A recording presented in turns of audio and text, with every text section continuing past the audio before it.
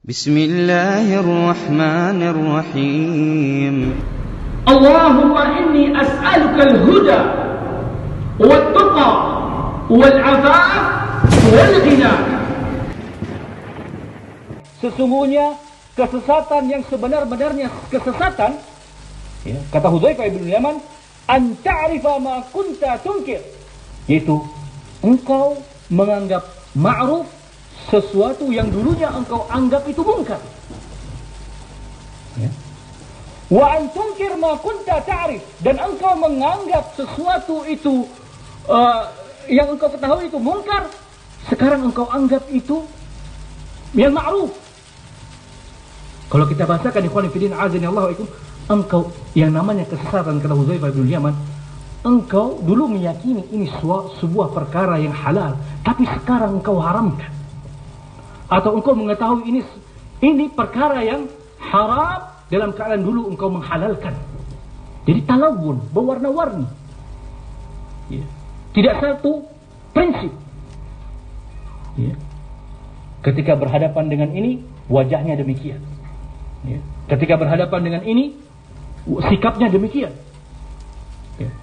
Dia seolah-olah menyembunyikan al-haq, ya. Dia ingin mengambil keuntungan kepada seseorang, tapi dia menyembunyikan, dia ucapkan perkara yang ma'ruf yang dia yakini itu haram sebenarnya. Kemudian dia datang kepada yang satunya, dia katakan ini haram, tapi dalam keadaan dia yakin itu halal. Sebelumnya dia meyakini itu halal. Ini yang namanya talawun. Nah, dan kata Hudzaifah bin Yaman radhiyallahu ta'ala anhu, wa iyyaka wa talawun fa inna dinallahi wahidun. Kata Hudzaifah bin Yaman, wa iyyaka, berhati-hatilah engkau, wa talawun, dari perbuatan talawun, ya, jelas kalimatnya, berhati-hatilah engkau dari perbuatan talawun. Fa inna dinallah, sesungguhnya agama Allah itu satu, tidak berwarna-warni. Sesungguhnya agama Allah subhanahu wa ta'ala yang mulia ini satu, tidak karena ada si fulan dia menganggap demikian, karena ada si alan dia bilang demikian. Nah, agama Islam ini telah sempurna ikhwani fiddin rahimani wa rahimakumullah. Dari A sampai Z, dari alif sampai ya, sudah sempurna, sudah ada aturan koridornya dari Nabi SAW dan diamalkan oleh para sahabat. Nah, jadi apa yang membuat kita ingin lari daripada atau mengikuti cara-cara yang lainnya? Ya. Contoh misal, di antara talawunnya, ya, beberapa orang di akhir-akhir sekarang ini ada yang namanya metode dakwah dengan cara selfie. Sunnah siapa selfie ini? Siapa yang menghidupkan sunnah selfie? Adakah daripada ulama salaf yang mengambil metode cara dakwah demikian? Nah, pertanyaan, adakah ulama salaf yang berdakwah dengan cara, ya, foto dirinya atau berkomentar, ya, dengan cara selfie, ya. Nah, atau mungkin pernah kita dengar sebuah video yang tersebar, ya, sambil minum kopi, ngopi, ngopi, subhanallah. Di mana muruah engkau yang besar? Di mana muruah engkau seorang dai? Subhanallah. Apakah demikian seorang yang mendakwahkan terhadap tauhid, terhadap sunnah?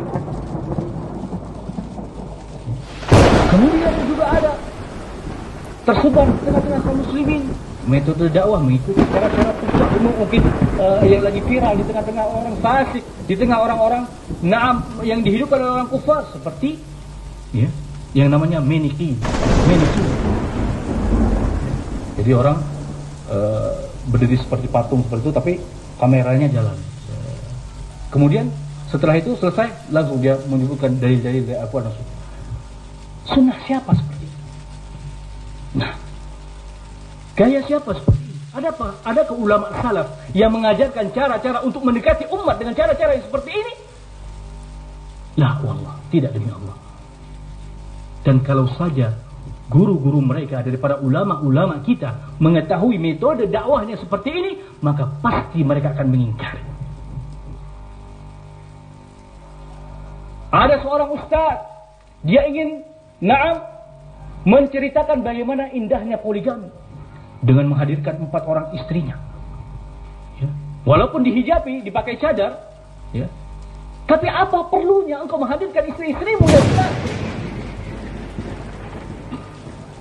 Yang mana perempuan-perempuan istri-istri kita itu adanya di rumah-rumah kita. Nggak perlu kita tampilkan, nggak perlu kita hadapkan, nggak perlu kita perlihatkan. Nah, seolah-olah digambarkan ini seolah-olah yang cocok dengan umat.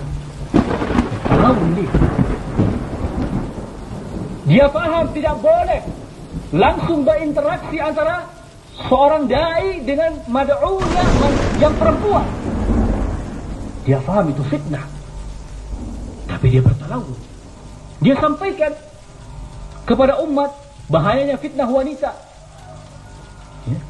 Tapi dia di satu sisi dia bertalawun, berganti warna, kemudian dia juga mengajar terhadap wanita. Mengajar di hadapan wanita yang tidak ada hijab di antara mereka. Subhanallah.